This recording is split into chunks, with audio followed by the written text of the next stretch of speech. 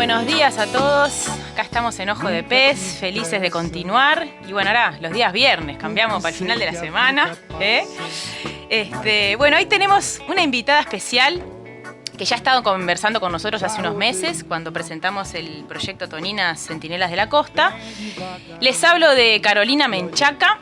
Ella es bióloga, es magíster en Ecología y Evolución en la Universidad de la República y es especialista en el comportamiento acústico de los delfines, en particular justamente de nuestra querida Tonina. Y bueno, forma parte también de la organización Yacupacha Uruguay y del proyecto Toninas, o sea que es un baluarte de nuestro proyecto, Carito. Bienvenida, ¿cómo estás? Hola, Rulito, ¿cómo andás? ¿Todo bien? Todo bárbaro, contenta de estar acá un ratito charlando con ustedes sobre lo que tanto nos gusta, ¿no? Buenazo. Bueno, entonces, como les decíamos, vamos a hablar un poco del comportamiento acústico de las toninas, un poco ver de qué manera se comunican, qué sonidos emiten, cómo los emiten, qué sabemos de ese comportamiento acá en la costa uruguaya y en la región. Entonces vamos a empezar a hacerle algunas preguntas a Caro. Por ejemplo, Caro, contanos un poco, ¿por qué se estudia el comportamiento acústico de los delfines? ¿Qué es lo importante acá? Y bueno, en realidad que el mundo de las toninas es básicamente acústico. Es fundamentalmente a través del uso de este canal que ellos se comunican entre sí. Y mantener una comunicación fluida es muy importante en estos animales porque son sumamente sociales. Esto implica que el éxito reproductivo, o sea, dejar descendencia y sobrevivir, depende de cómo se construyan y mantengan estas relaciones en el corto o en el largo plazo. Estos animales viven en sociedades que nosotros las conocemos como fisión-fusión, donde los animales se agrupan en grupos que pueden cambiar de tamaño y composición en días, horas, semanas. O sea, ¿qué significa eso? Que un animal puede elegir, quizá en un determinado momento, asociarse con un grupo de individuos o permanecer aislado. Y además, se ha demostrado que algunos animales presentan preferencias por asociarse con y otras no, para hacer alguna actividad concreta. Entonces, ¿qué pasa? Necesitan identificarse y, por supuesto, necesitan comunicarse de forma efectiva. ¿Qué pasa? El medio acuático presenta ciertas restricciones para esta comunicación. Recordemos que los delfines son cetáceos como las ballenas, y bueno, y en realidad son mamíferos como nosotros, que colonizaron el medio acuático hace más o menos 50 millones de años. Ellos eran terrestres, tienen un ancestro que era un cuadrúpedo terrestre. Ahí va. ¿Qué pasa? Si bien en el camino sufrieron un conjunto de modificaciones anatómicas, fisiológicas, conductuales, por ejemplo, la pérdida de los miembros posteriores, la adaptación de su cuerpo a una forma bien hidrodinámica, la separación de su sistema digestivo de su respiratorio. En definitiva, igual, el medio acuático sigue representando ciertas restricciones para. ¿Por qué? Porque, por ejemplo, los ojos de las tonis siguen siendo ojos de mamíferos terrestres. No ven muy bien en el agua, ven como nosotros, bastante borroso. Uh-huh. Tampoco tienen un buen olfato. Y bueno, y agarrarse con aletas es muy difícil, ¿no? O sea, se perdieron los dedos. Entonces, ¿qué pasa? Se explotó el canal acústico, ¿por qué? Porque el sonido, en realidad, en el agua viaja 5 veces más rápido que la luz. Entonces, por esa razón que estos animales explotaron este canal, y también es por la misma razón por la cual se utiliza tanto el abordaje para estudiar la ecología y el comportamiento de estos animales. ¿Entiende?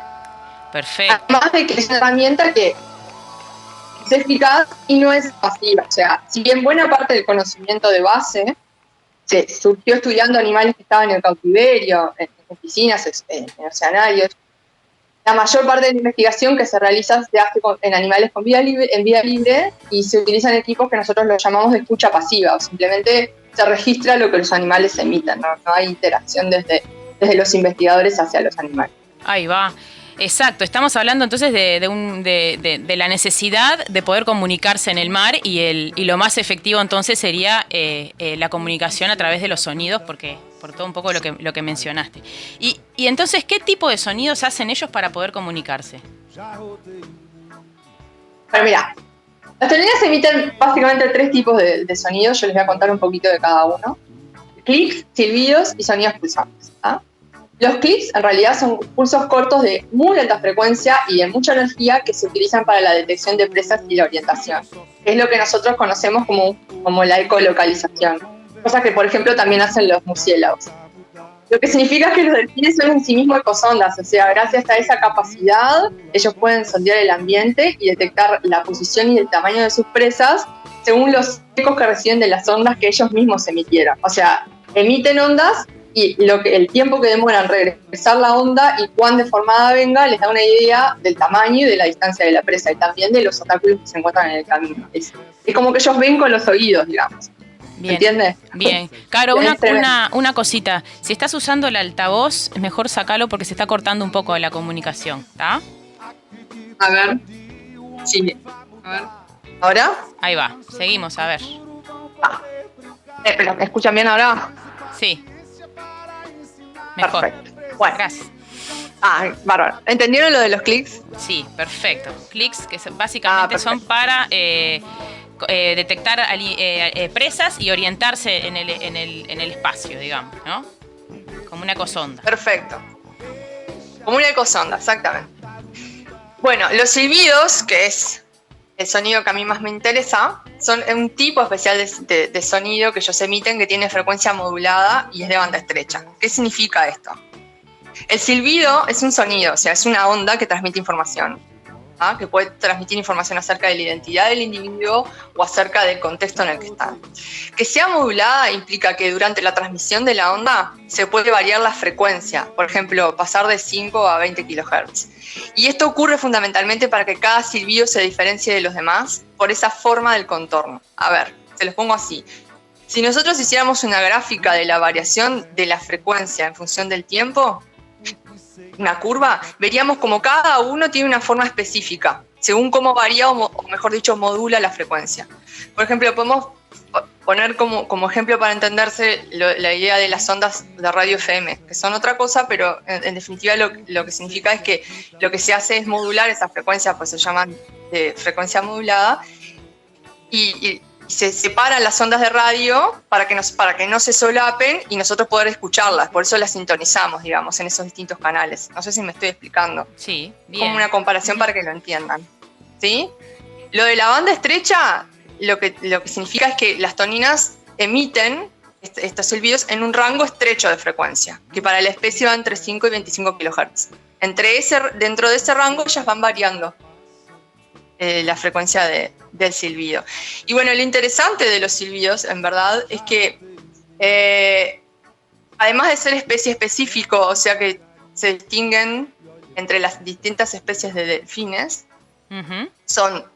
cada población tiene un conjunto de silbidos que utiliza, que nosotros lo conocemos como repertorio poblacional de silbidos, y además cada individuo tiene su conjunto de silbidos. Ahora, además de eso, cada individuo suele emitir un silbido que lo aprende lo va aprendiendo desde que nace con su mamá y más o menos cerca de los 2 o 3 años ya queda bastante fijo, que lo suele emitir de forma repetida y estereotipada, o sea que no cambia, y que se conoce como silbido firma.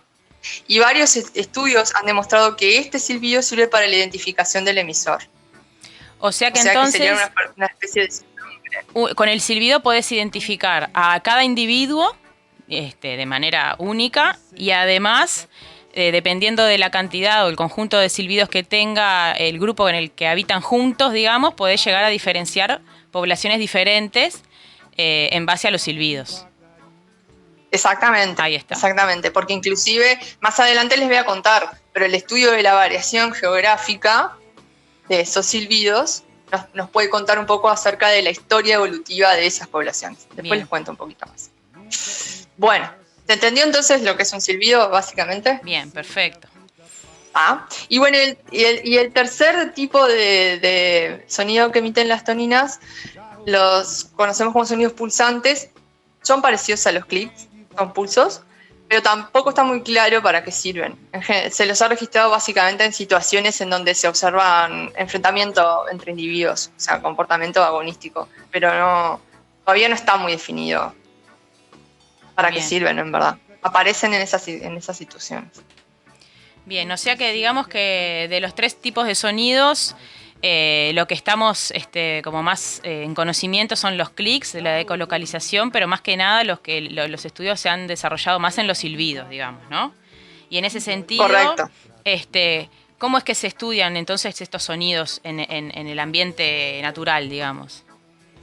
Bueno, depende fundamentalmente de los objetivos del proyecto de investigación, cuáles sean las preguntas que tienen los investigadores y que quieren abordar, los equipos que se utilizan y la metodología que se vaya a aplicar, ¿no? O sea, se pueden utilizar hidrófonos que se sumergen desde una embarcación que esté parada hasta, no sé, arreglos o redes de varios hidrófonos que se arrastran desde una embarcación en movimiento, o bien boyas con hidrófonos que estén fijas en un lugar.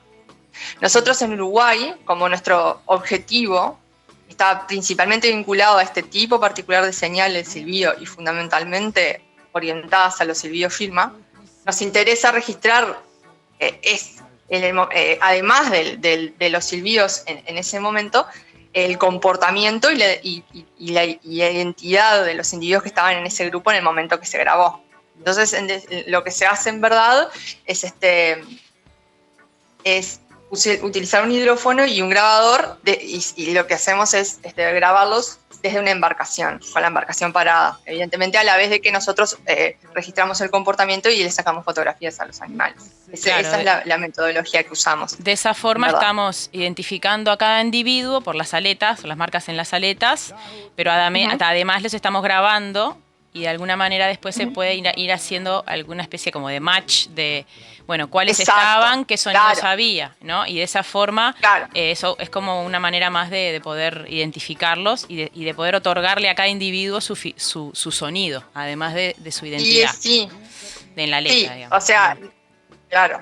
Cuando ellos emiten, obviamente no sabemos quién está silbando en ese momento, pero sí, a la larga, una vez que se empieza a obtener más información, se empiezan a hacer esos cruzamientos de datos de quiénes estaban en el grupo y qué silbidos iban apareciendo. Después se puede ir haciendo ese match que decís vos, que es un poco la idea, y tener también no solamente fotografías de cada individuo, o sea, lo identificamos por las marcas de su aleta dorsal, como vos les has contado, Paula, en otras oportunidades, sino también con su silbido, ¿no? Buenazo. Y bueno, la idea es que una vez que nosotros vamos al campo y obtenemos los registros acústicos de los animales, lo que hacemos con esos archivitos de audio es llevarlos a un software específico que aplica ciertos algoritmos para devolverte el espectrograma de estas señales. Con espectrograma estoy hablando de aquellas gráficas de frecuencia en función del tiempo que les conté antes. Eso se llama espectrograma. Es lo que estaba en el Instagram y que se escuchaba, digamos, esa gráfica con esas líneas, ¿no? Ahí está. Eso. Y eso en realidad es el espectrograma de un silbido de una tonina de acá. Es un audio nuestro. Ahí está. Y bueno, y en realidad, una vez que se obtienen esas gráficas de frecuencia en función del tiempo que les conté, lo que hacemos es medir varias variables de frecuencia y tiempo, que sirven para caracterizar a cada silbido, así como para hacer estudios comparativos con otras poblaciones que ya les voy a contar, ¿no? O sea, un poco la idea. También ir pensándola por ese lado. Ya te voy tirando la pregunta que quiero. Vamos. Entonces, esas medidas de variables de frecuencia y tiempo, lo que hacemos es un análisis visual de las curvas de estos contornos, o sea, de las gráficas. Y vemos, por ejemplo, que podemos clasificar a los silbidos según la forma que tengan. Por ejemplo, hay silbidos que son ascendentes, que es como si fuera una gráfica donde es una gráfica donde la frecuencia va aumentando en el tiempo en el que dura el silbido, solo aumenta. Entonces, ahí les llamamos silbidos ascendentes. Tenemos descendentes, que es al revés, que disminuye, constantes, que no cambian mucho durante la duración del silbido, la frecuencia se mantiene bastante constante. Y multiloop, por ejemplo, que sube y baja varias veces. O sea, que tiene varios puntos de inflexión esa curva. Ahí va. Y bueno, y todos estos análisis lo que te permiten es caracterizar a cada uno de ellos y construir un catálogo, digamos. Ahí va, o sea que ahí vos, cada investigador en ese sentido puede construir un catálogo con los silbidos que después es comparado con esos catálogos de otros lugares y de esa manera se pueden comparar si esas poblaciones tienen algunas características de estas frecuencias de silbidos en común o son totalmente distintas, de manera de saber si esos animales se tienen que ver, digamos, entre sí o no. Es una forma más además Claro. de lo genético, de las fotos, ¿no? Es una herramienta más que sirve también para separar o juntar, digamos, grupos de toninas y de delfines que andan por ahí, ¿no? Caro, vamos a hacer un Claro, corte claro. Sí, sí. y vamos a escuchar una canción que elegiste. Contanos qué canción elegiste. Elegí la canción llamada My Enemy, Ahí va, vamos a de escucharla y Banzai. después presten atención a la vuelta porque capaz que escuchan algo especial, ¿eh? Después de la canción. Mañanas.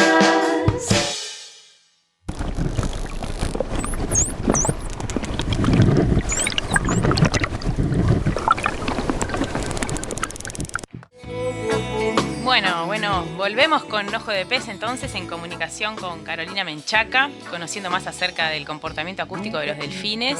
Y ahí escuchaban un poquito uno de los silbidos de las toninas, que bueno, es un poco el sonido que más se estudia y más se conoce y que sirve, como decía hoy Carolina, para poder identificar a cada individuo, ¿sí? Tiene un silbido firma y además es útil para también poder separar o unir grupos de delfines o grupos de toninas en diferentes partes de una distribución, ¿no? de diferentes lugares, para ver si estamos hablando de animales que tienen cosas en común o no, o si están separados o están juntos, ¿no?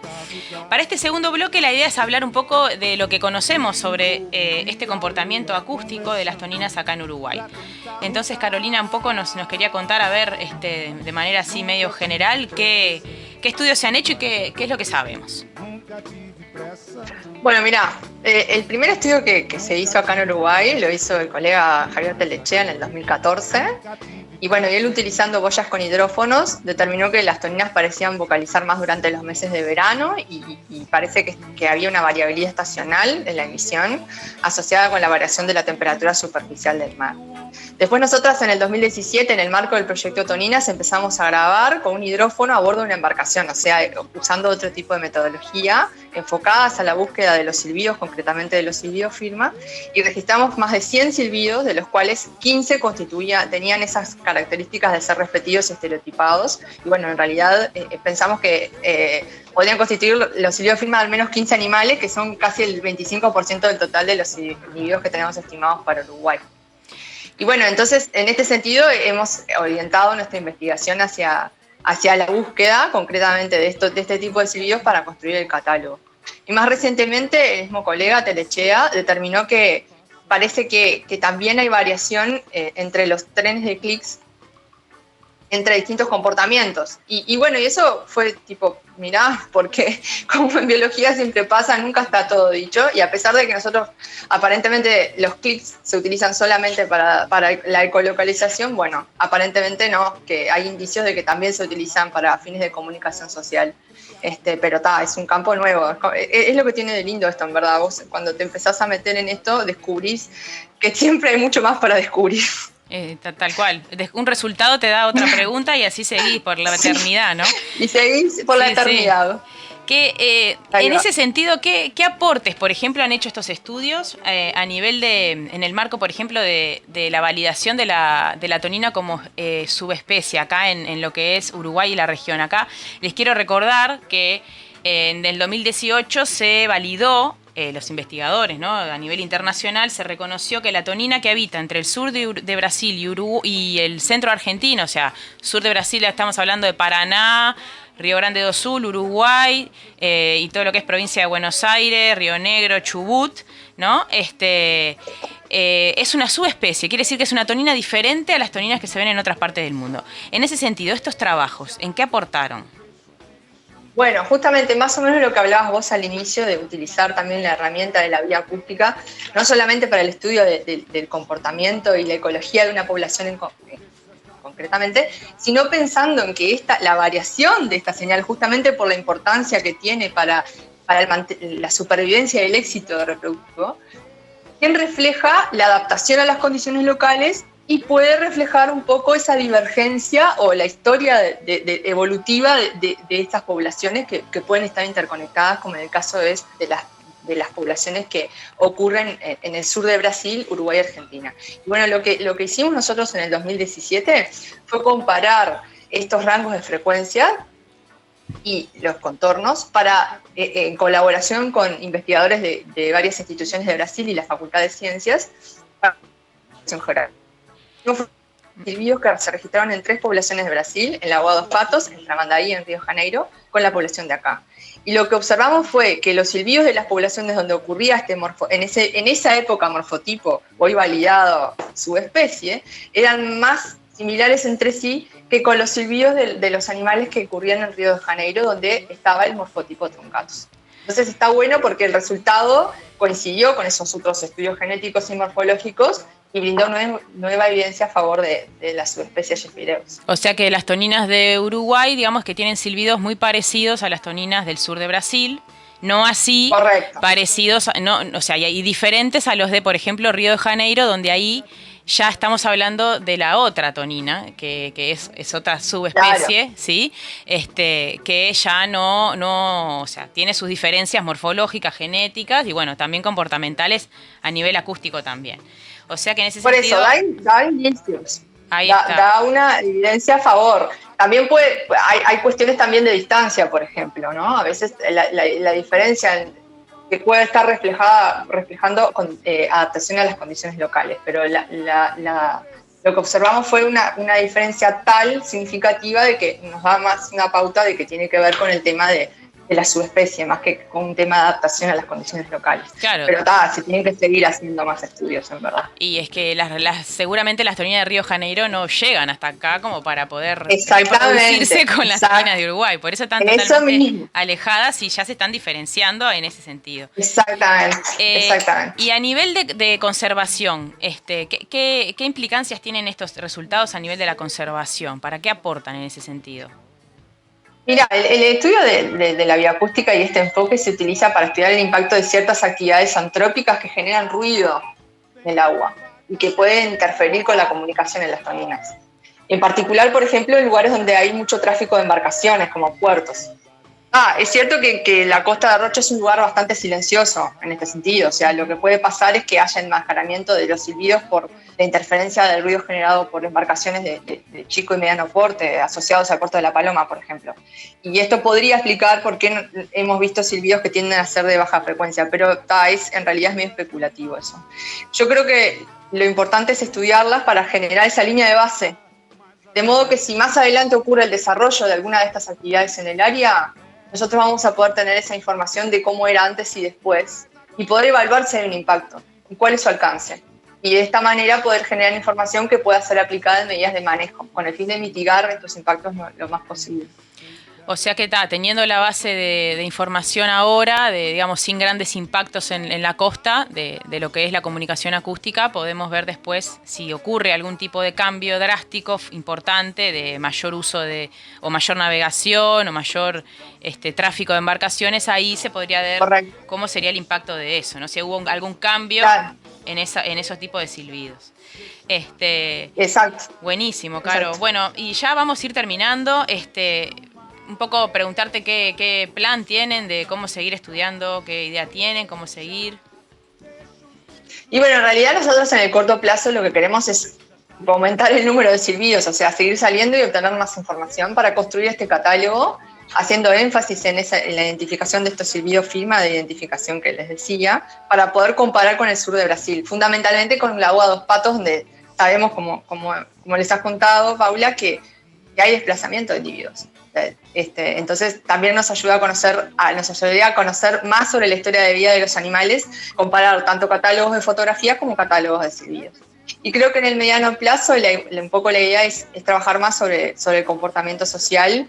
Yo tengo ganas de ver si es que cuáles son esos silbidos que son los más importantes para mantener los vínculos preferenciales entre los individuos. Por ejemplo, si hay un uso diferencial de algún tipo particular de silbido, sea por contorno o un rango de frecuencia, según si hay individuos en el grupo que tengan alta asociación o no. Nosotros tenemos información acerca de las asociaciones, de cuáles son las preferencias. Entonces un poco la idea es usar esa información. Y por último, me parece que estaría bueno utilizar esta misma herramienta para estudios de abundancia. Es donde los silbidos se utilizan como proxy del número de individuos para estimar el tamaño poblacional.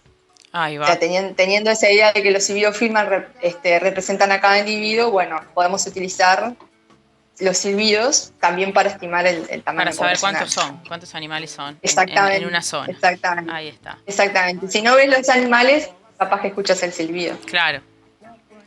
Buenísimo. Bueno, Caro, muchas gracias, la verdad, por toda la información. Ya veremos a ver cómo seguimos en Ojo de Pez en las próximas semanas. Y les recordamos entonces que pueden también escuchar las columnas en YouTube, en Radio Dulmá. Y bueno, nos despedimos hasta el próximo programita. Un abrazo y gracias a todos. Bueno, gracias por la invitación. Y gracias, Carito. Adiós, nos vemos. ULMA. Radio Comunitaria Punta del Diablo.